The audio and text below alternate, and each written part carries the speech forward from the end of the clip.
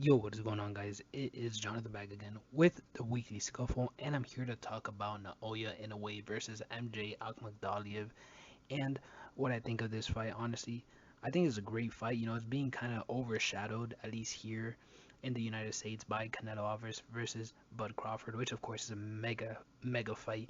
So it makes a little bit of sense, but at the same time, I think this fight is a pretty huge fight, mainly because Naoya Inoue has been on such a tear in this division of super bantamweight. He beat both champions to become undisputed in this weight class, and now he's basically clearing out the whole division. I heard a rumor that he was scheduled to fight Alan Piccaso in December if he were to get through this fight, which is a crazy amount of inactivity. That's why I love watching Inoue fight, because he fights so often and he has such brilliant performances that it's truly captivating to watch. Even though he's a foreign fighter fighting mainly in Japan, watching these fights, even if it is 3 in the morning, it is kind of tough to get awake to watch these fights, but it's always worth it.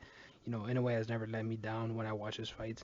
And honestly, I can't wait for this one because I know a lot of people, especially Eddie Hearn, was really calling for MJ to get this fight versus Inoue. Inoue has shown some weaknesses against Ramon Cardenas, against Luis Nery. He's been knocked down a couple times as he's been climbing up in weight, which honestly isn't a bad thing. People say, oh, fighters get knocked down, they're chinny. I honestly think it just depends on how they respond. And, Inoue always comes back. He always knocks down his opponent and knocks him out after he gets knocked down. So I think Inouye's a great fighter.